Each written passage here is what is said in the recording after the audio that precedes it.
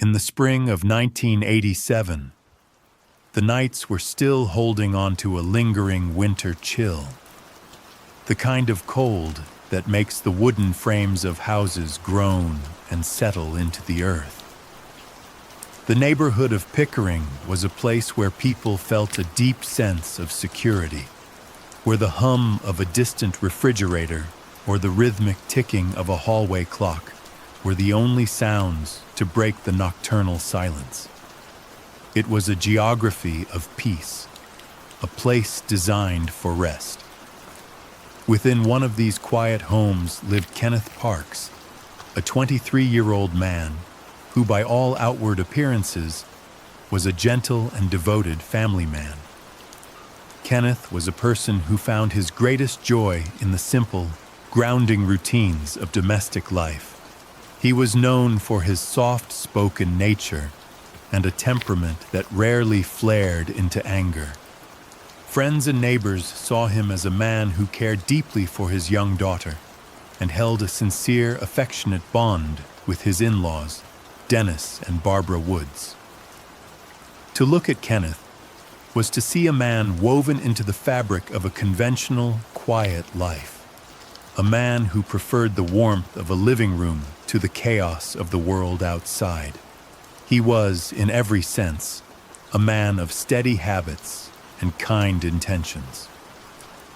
But as the clock moved toward the early hours of May 24th, 1987, the order of Kenneth's world was about to be shattered by an event so improbable that it would eventually challenge the very foundations of the legal system. We must understand, as we sit here in the safety of the present, that the tragedy which unfolded that night has long since been resolved. The chaos has been catalogued, the science has been scrutinized, and the heavy weight of the unknown has been lifted. We are looking back at a closed chapter of history, a medical and legal mystery that found its answer in the intricate study of the human brain.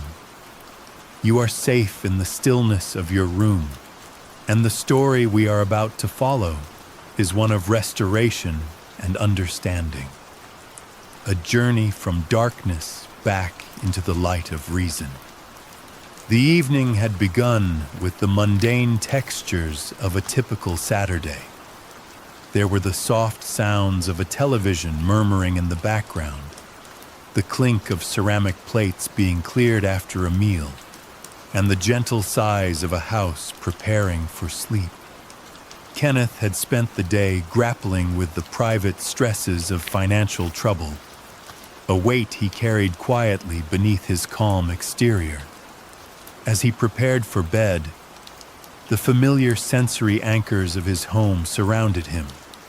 The scent of fresh laundry on the pillows, the coolness of the sheets, and the distant muffled sound of a neighbor's car door closing blocks away. He fell into a deep, heavy sleep, the kind of slumber that usually offers a sanctuary from the worries of the day.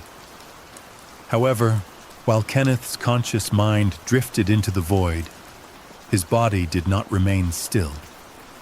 In a state of profound somnambulism, Kenneth rose from his bed. He did not wake. There was no flicker of recognition in his eyes, no internal dialogue guiding his limbs. He moved with a mechanical, eerie grace, navigated by a brain that was simultaneously fast asleep and strangely active. He dressed himself in the dark, his fingers moving through the familiar motions of buttons and laces without the need for sight. He walked through his home, past the sleeping forms of his family, and stepped out into the biting night air. The journey that followed was a distance of over 20 kilometers. In the grip of a sleepwalking episode so intense it defied common logic, Kenneth started his car and began to drive. The streets of Pickering were vacant, bathed in the amber glow of streetlights that cast long, distorted shadows across the asphalt. He navigated turns, obeyed traffic signals, and maintained a steady pace, all while his mind was trapped in the deepest stages of non-REM sleep. The sound of the engine was a low, constant drone in the night, a mechanical heartbeat accompanying a man who was no longer there. To any observer, he was simply another driver on a late-night errand. But inside the cabin of that car, there was only the hollow silence of a vacuum. He eventually arrived at the home of his in-laws, the people he loved and respected. What followed was a blur of unconscious violence, a tragic collision of a sleeping man and a waking world. It was a scene of confusion and terror that ended as abruptly as it began. When Kenneth finally awoke from this fugue state, he was standing in a police station, his hands injured, his mind reeling with a fragmented, horrific realization that something had gone terribly wrong. He did not know why he was there. He did not know how he had traveled across the city. He only knew that the peace of the night had been irrevocably broken, and he was the one holding the pieces. As the investigation began, the authorities were faced with a riddle that seemed to belong more to the realm of Gothic fiction than modern forensics. How could a man commit such an act without a shred of motive, and more importantly, without any conscious awareness of his own actions? The case of Kenneth Parks would become a landmark study in the safe danger of the human condition, a reminder that we are all, in some way, at the mercy of the silent processes that govern our rest. But as we delve deeper into the coming hours of this narrative, we will see how the meticulous work of neurologists and sleep experts slowly peeled back the layers of this mystery, providing a sense of order to the unthinkable. For now, we simply watch the snow-like static of the past settle, knowing that the answers are waiting just ahead in the quiet corridors of science.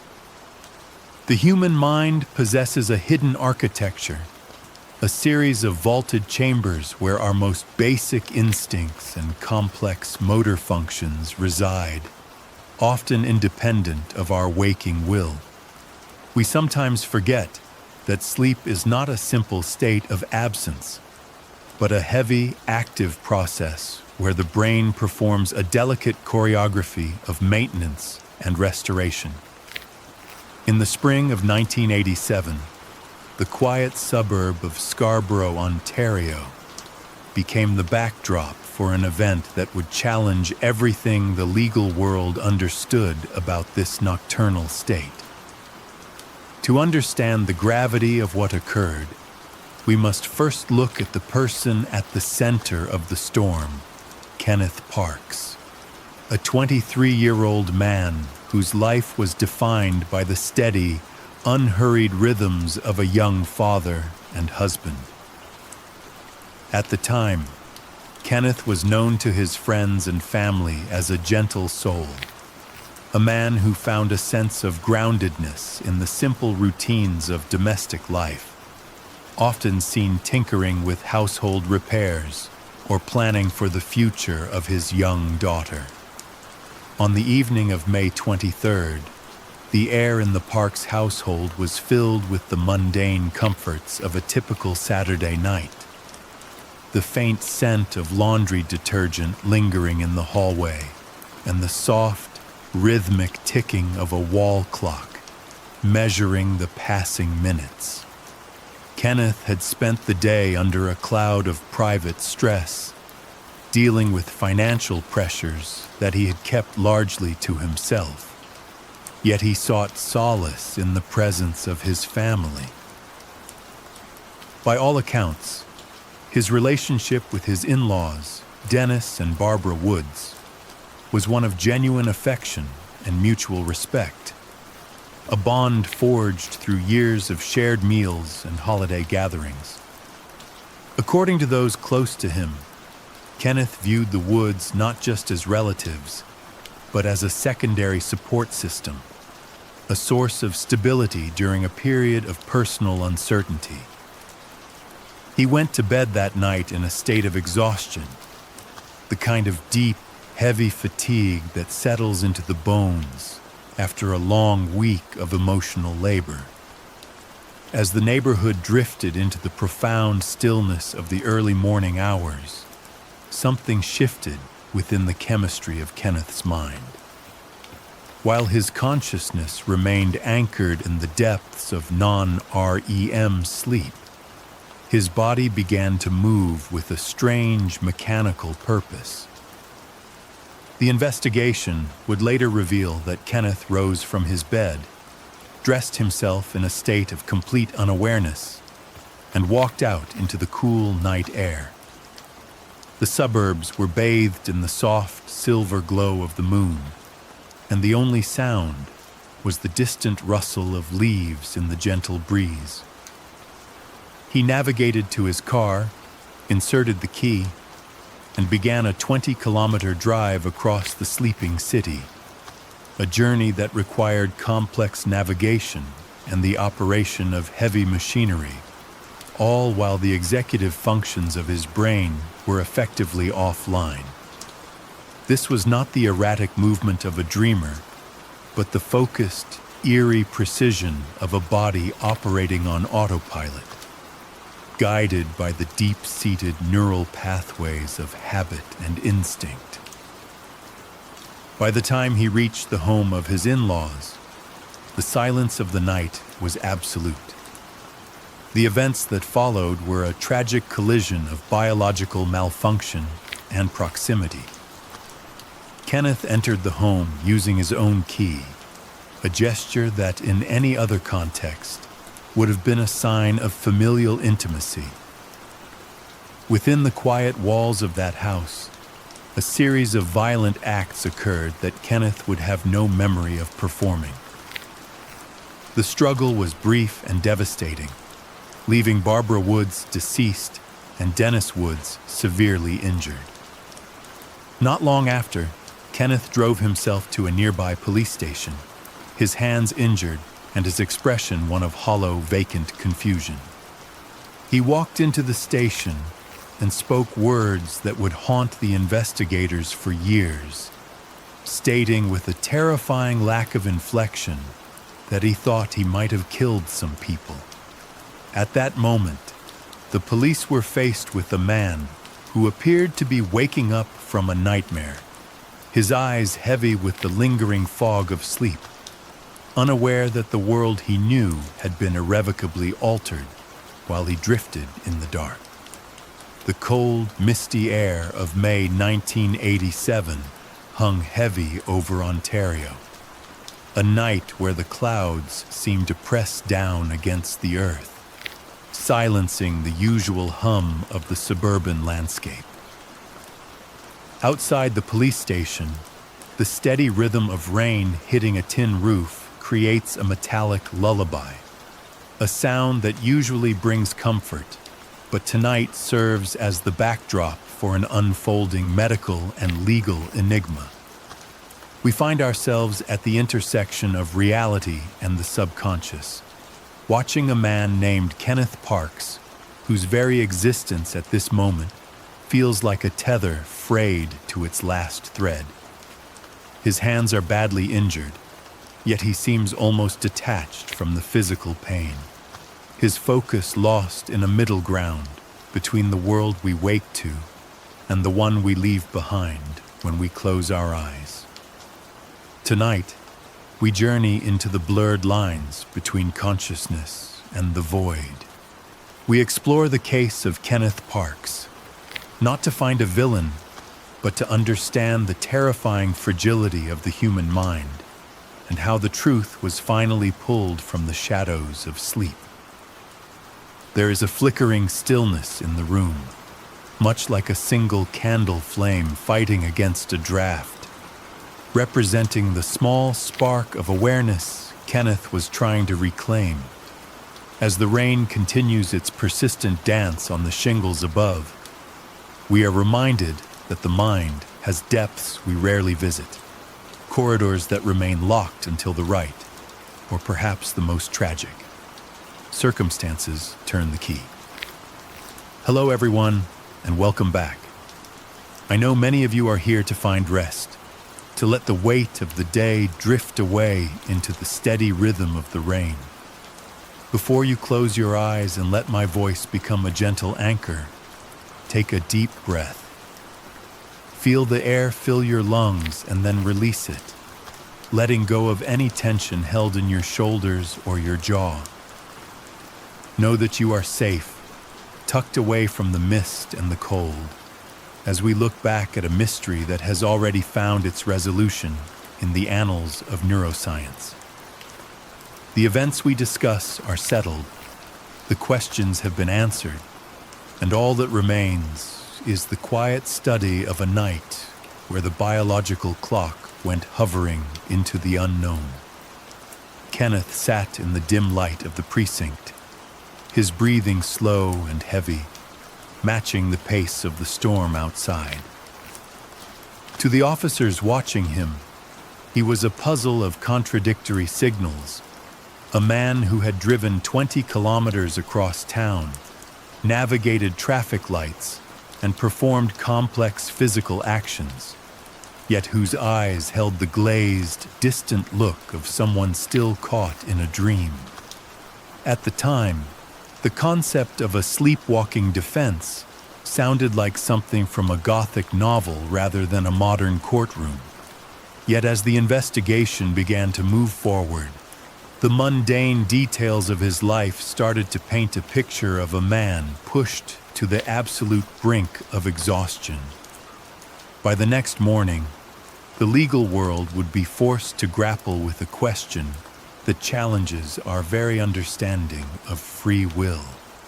Can a person be present in body, yet entirely absent in soul?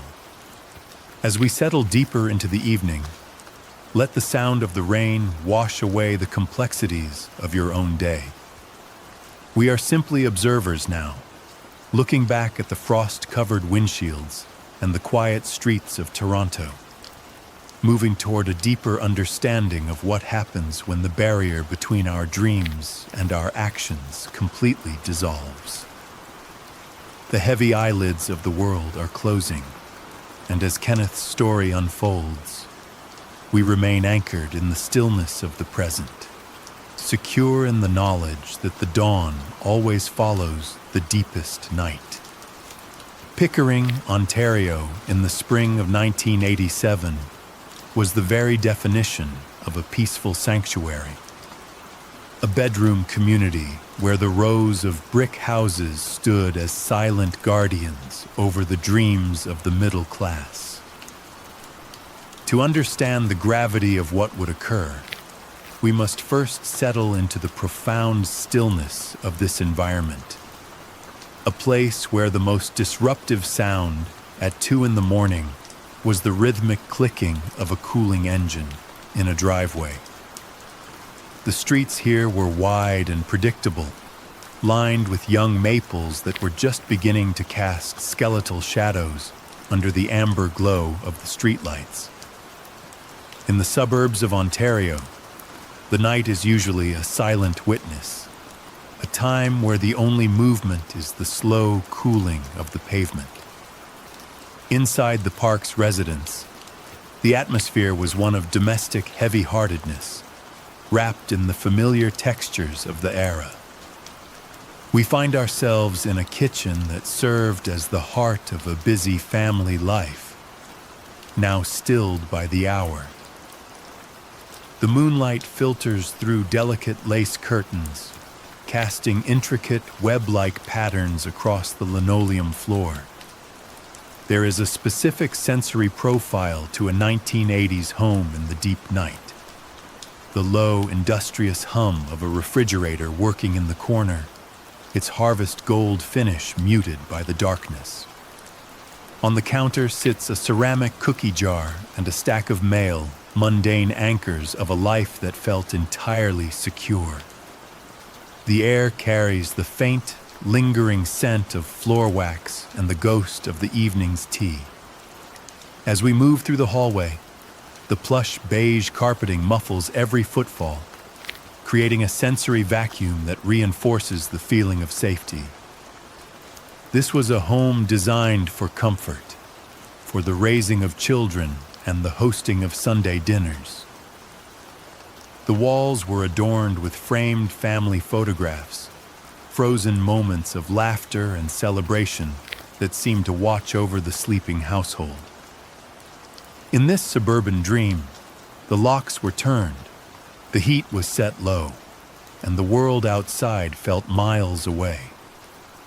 It was a landscape of deep reliability, where the geography of the home was known by heart, even in the dark.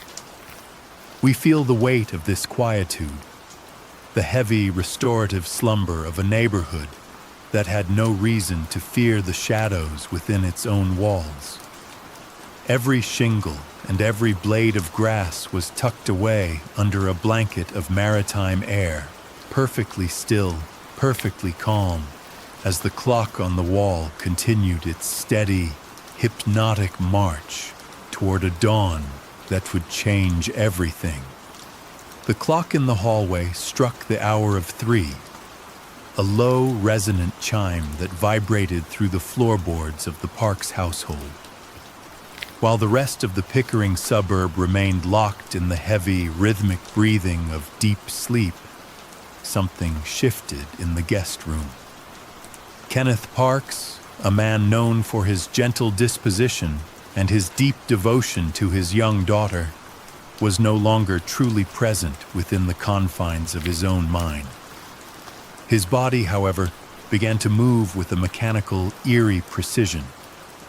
There was no sudden jerk, no gasping wakefulness, only the slow, fluid motion of a man guided by a different level of consciousness. We see him now, rising from the bed covers. The air in the room was cool, smelling faintly of laundry detergent and the lingering scent of a day already forgotten. He did not turn on the lamps. He did not reach for his glasses.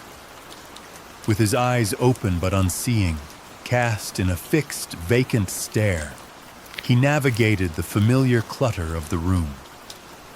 The transition from the softness of the carpet to the cold, unforgiving hardness of the linoleum in the hallway occurred without a flinch. According to the later forensic reconstruction, his movements were not those of a man sneaking or lurking. They were the movements of a machine. He reached the door, his fingers finding the handle with instinctual accuracy. The metallic click of the latch echoed in the silence of the house. Yet he did not pause to see if he had woken his wife or child. He stepped out into the night air, the gravel of the driveway crunching beneath his bare feet. The sharpness of the stones, which would typically cause a person to wince or pull back, seemed to go unnoticed.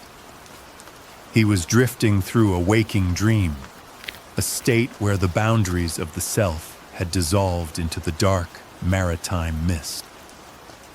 He climbed into his car, the engine turning over with a low growl that broke the suburban stillness. Yet Kenneth remained insulated in a cocoon of neurological shadow. The journey was beginning, a 5-mile trek through the winding streets, governed not by will, but by the mysterious, silent impulses of a brain caught between worlds. Would he remember the turns, or the street lights, or the way the moon reflected off the windshield? Not long after, the car pulled away, leaving the safety of his home behind. The car glided forward, its tires whispering against the damp pavement of the Pickering streets as Kenneth Parks sat upright, his eyes open but his mind retreating into a deep, impenetrable stillness. He did not feel the cool air of the car or the slight vibration of the engine as he navigated the initial turns of his neighborhood. There was no conscious decision to reach for the gear shift, no internal monologue weighing the risks of the road, and no awareness of the thin line between sleep and wakefulness. His movements were fluid, yet entirely robotic, governed by the basal ganglia, the brain's center for habit and motor memory, while the parts of his mind responsible for logic and identity remained draped in heavy shadow. The 23-kilometer journey toward Scarborough began in earnest, as the suburban houses gave way to the more expansive, lonely stretches of the highway. At this hour, the world was a series of rhythmic sensory anchors that Kenneth's sleepen brain processed with a detached, mechanical precision. He turned the key with a practiced hand, the metal cold against his skin, and shifted gears with the muscle memory of a man who had driven these roads 1,000 times before. Inside the cabin, the orange glow of the streetlights washed over the dashboard in consistent, pulsing intervals, illuminating the needles of the gauges before fading back into the dark.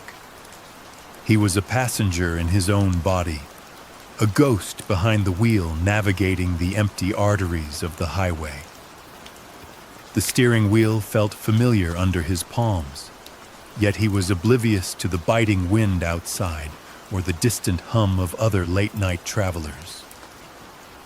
We might imagine the surreal nature of this transit, where a heavy 2-ton machine is guided through the night by a man who is, for all intents and purposes, not truly there.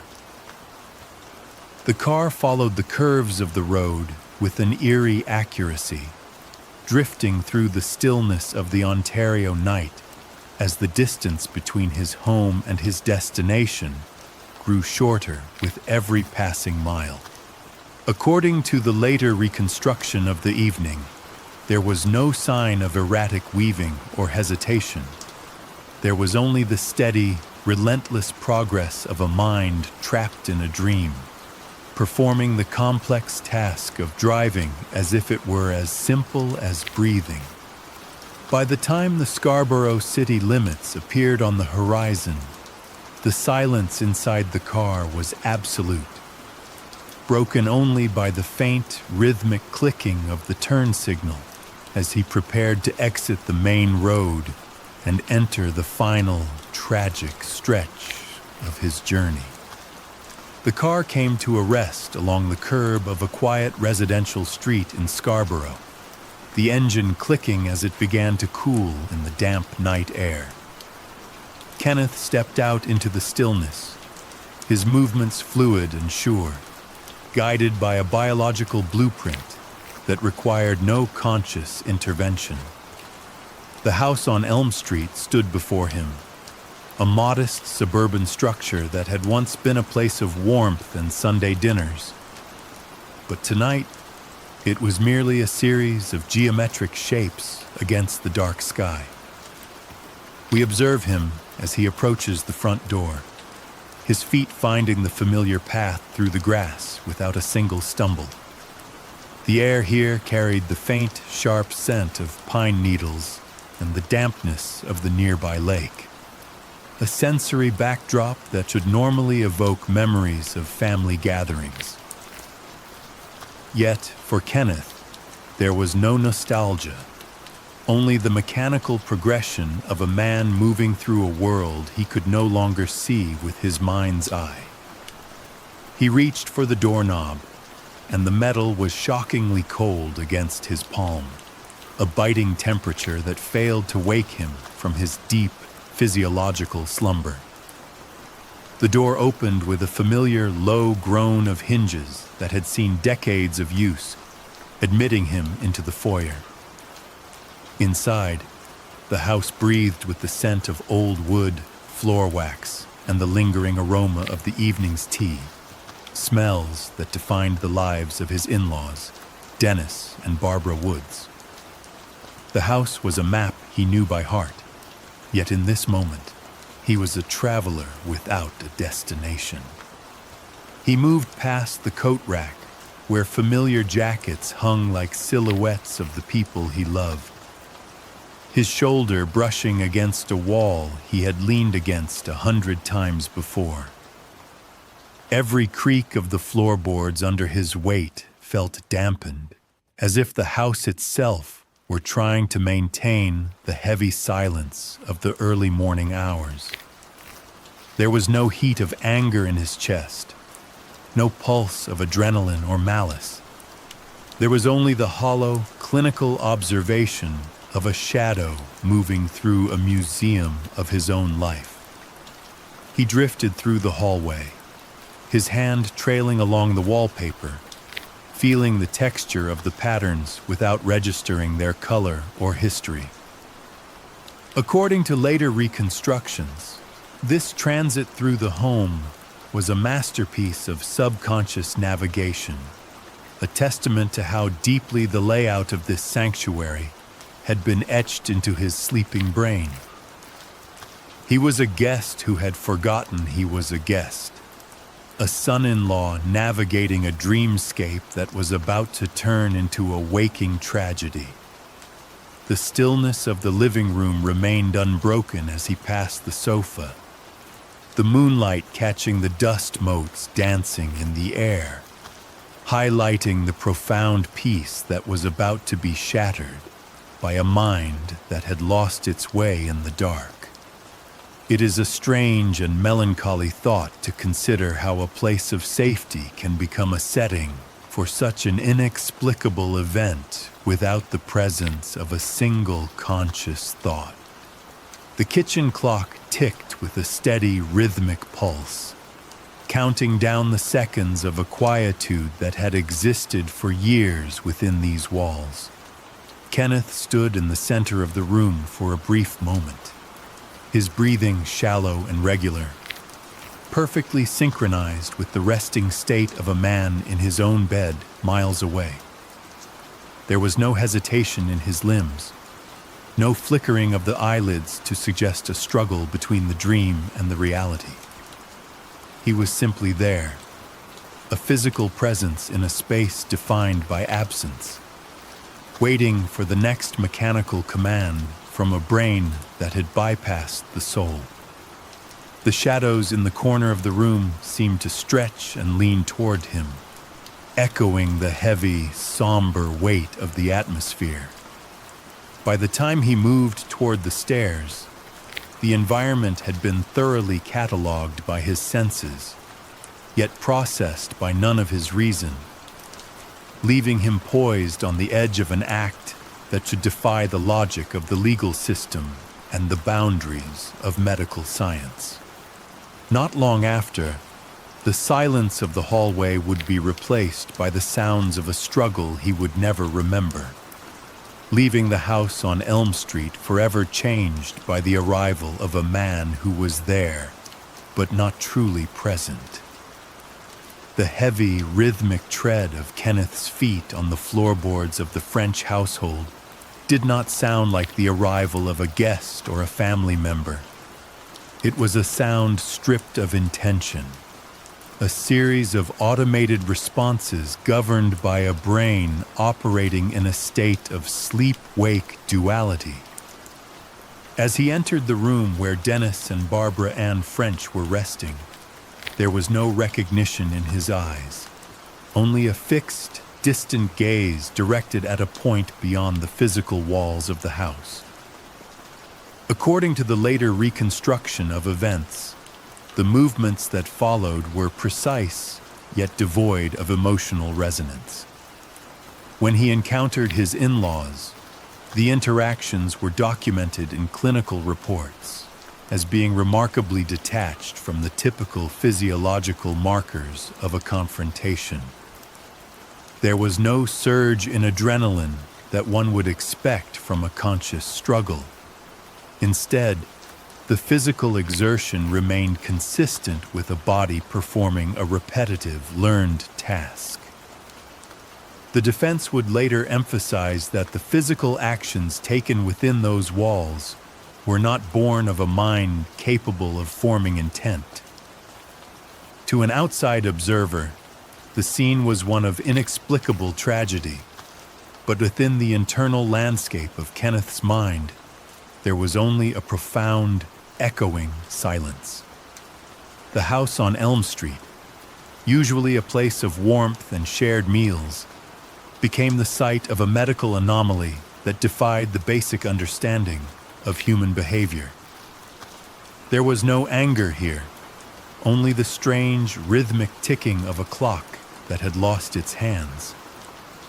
Every movement Kenneth made was described by experts as a non-volitional motor program, a sequence of neurological firings that bypassed the centers of the brain responsible for morality, consequence, and identity.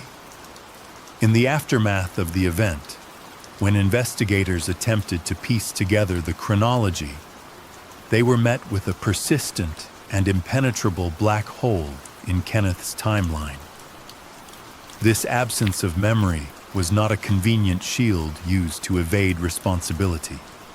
It was a symptomatic void characteristic of a severe parasomnia episode. While his body was navigating the familiar geography of his in-laws' home, his consciousness was effectively miles away, submerged in a deep, non-REM sleep state. The physical movements were fluid, yet they lacked the micro-hesitations that occur when a conscious mind makes a choice. He moved through the house like a shadow cast by a light that had already been extinguished, a biological machine operating on a loop of instinctual fragments. The silence that followed the encounter was not the silence of peace, but the clinical quiet of a laboratory after an experiment has concluded. The air in the room remained still, undisturbed by the heavy breathing of a man who had just committed an act of violence. Instead, Kenneth simply turned, his body continuing its programmed path back toward the exit. The transition from the house to the car was as seamless as his arrival, governed by the same fog of the mind that had descended hours earlier. This period of time, those minutes spent inside the residence, would remain a permanent blank space in his life, a chapter of his biography written by his nervous system while his soul was elsewhere. By the next morning, the evidence left behind would tell a story of a struggle, but for Kenneth, the experience was non-existent. He was a man who had been a witness to his own life only through the testimonies of others and the cold, hard facts of a police report. The absence of a why became the most haunting element of the case, as no motive could be found in a mind that was, for all intents and purposes, turned off.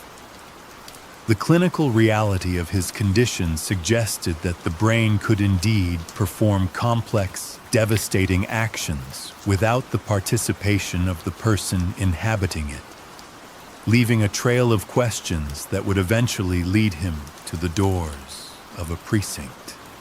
The drive to the station remained a hollow gap in his memory, a period of transit where the mechanical requirements of operating a vehicle were handled by a mind still shrouded in a heavy, restorative fog. When Kenneth Parks finally stepped through the heavy doors of the precinct, the transition was jarring and immediate, as if he had been physically pulled from a deep, dark pool of water into the blinding glare of the afternoon sun. The fluorescent lights of the station were the first sharp edges of reality to pierce his dream, casting a sterile, buzzing hum over the lobby that contrasted sharply with the soft, internal silence he had inhabited for the last hour. He stood there, swaying slightly, his clothing disheveled and his expression one of profound, childlike confusion. It was only then, under the unforgiving flicker of those overhead tubes, that he looked down at his hands and truly saw them for the first time since the night began. They were a ruin of deep lacerations and exposed tissue, the result of the struggle he could not remember, where the tendons had been severed so cleanly that his fingers hung at unnatural, useless angles. There was a strange, disconnected quality to the sight. He observed the blood and the damage as one might look at a broken piece of machinery, rather than a part of their own living body. The pain had not yet fully crested the horizon of his consciousness, leaving him in a state of sensory suspension where the gravity of his physical state was visible, but not yet felt.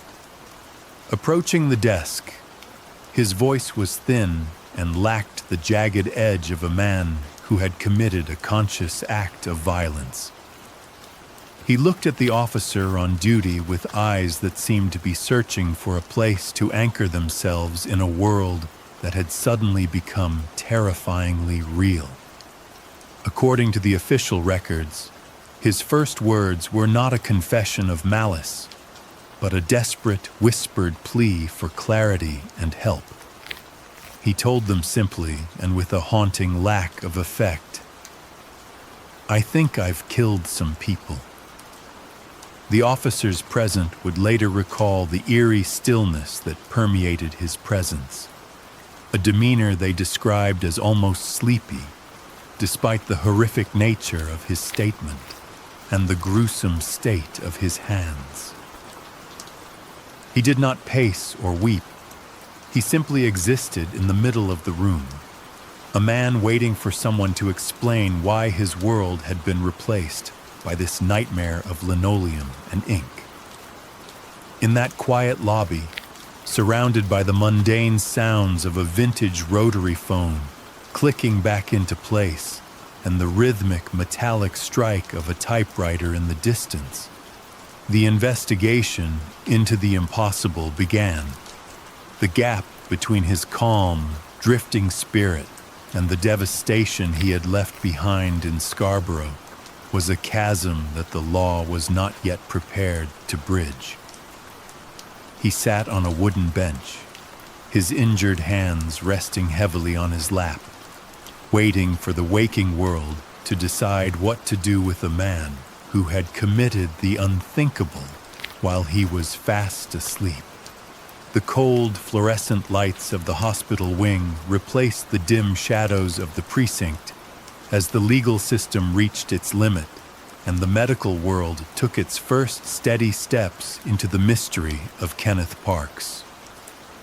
By June of 1987, the bars of a cell had been traded for the electrodes of a sleep laboratory, where Dr. Roger Broughton, a preeminent sleep researcher at the University of Ottawa, prepared to peer into the quiet machinery of Kenneth's mind. There was a profound shift in the air during these weeks. The frantic energy of the criminal investigation began to settle into the methodical, rhythmic pulse of a neurological inquiry. We find ourselves watching a man tethered to machines, his only task being to descend into the very state that had brought him such ruin. The study was exhaustive, a patient observation of the landscapes Kenneth traversed after his eyes drifted shut. Dr. Broughton and his team monitored the ink needles of the EEG as they scratched out the secret language of his brain waves across long scrolls of paper. What they discovered was a startling irregularity in his sleep architecture. According to the medical reports, Kenneth didn't transition between the stages of sleep with the fluid grace of a healthy mind. Instead, his brain exhibited signs of a profound, non-REM sleep disorder.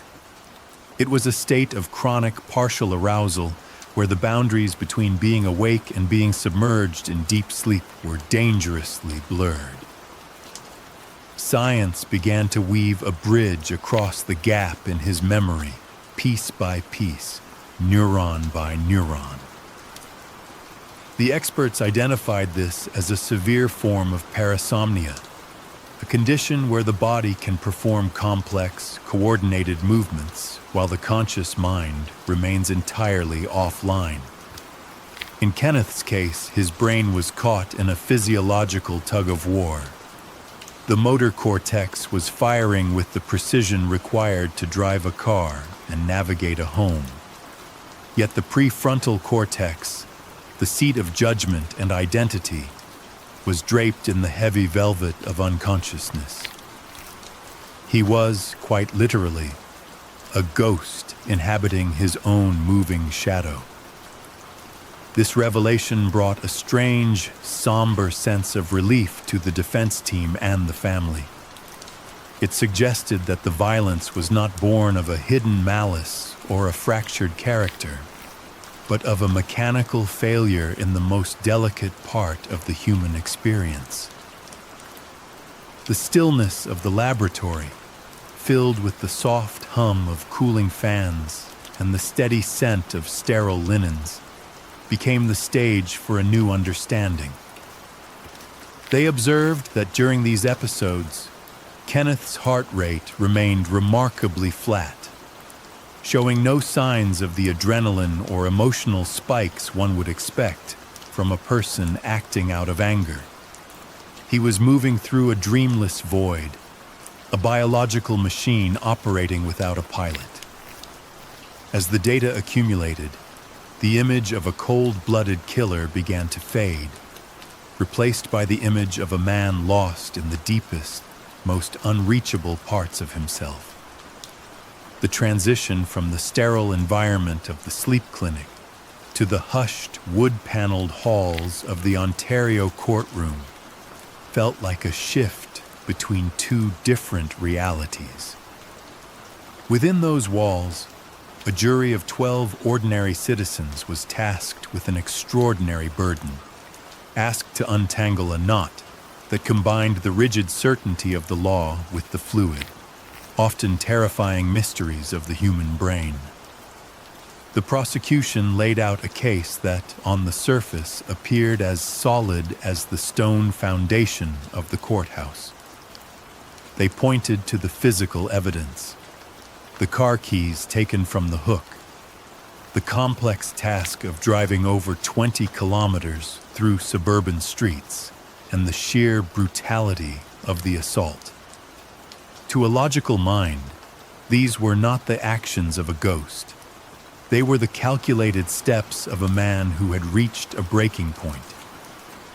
Yet, as the defense began to present its argument, the focus shifted from what Kenneth Parks had done to where his mind had been while he did it.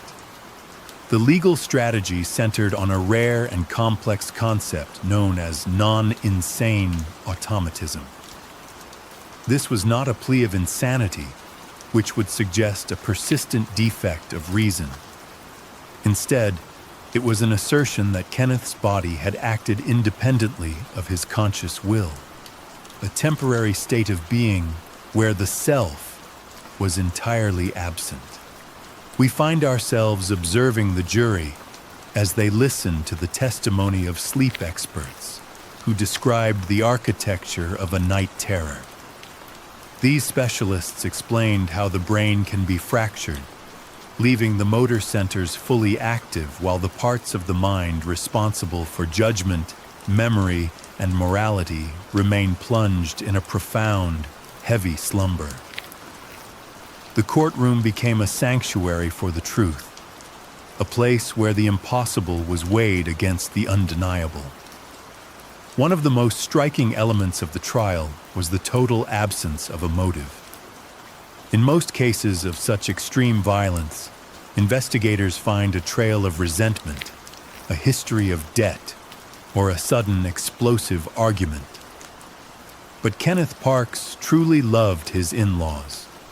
He spoke of them not as obstacles, but as a source of stability in a life that had recently become fractured by gambling debts and job loss. They were his supporters, his friends, and the grandparents of his children. The prosecution struggled to find a single crack in this emotional foundation. There were no raised voices in the weeks leading up to the event, no hidden letters of malice. There was only a man who had fallen asleep on his couch and woken up in a living nightmare. As the experts spoke, the technical language of neuroscience began to paint a picture of a mechanical tragedy. They described the sleep-wake transition as a bridge that, for Kenneth, had simply collapsed. While the physical evidence showed a man driving a car, the neurological evidence showed a man whose brain was emitting the slow, rhythmic waves of deep sleep, even as his hands gripped the steering wheel.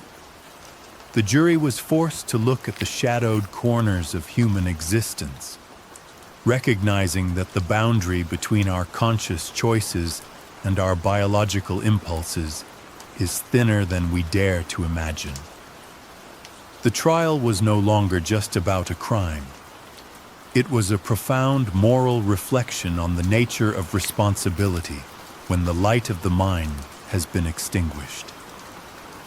In the stillness of the deliberation room, the silence of that May night seemed to return, demanding an answer for an act committed by a man who wasn't truly there.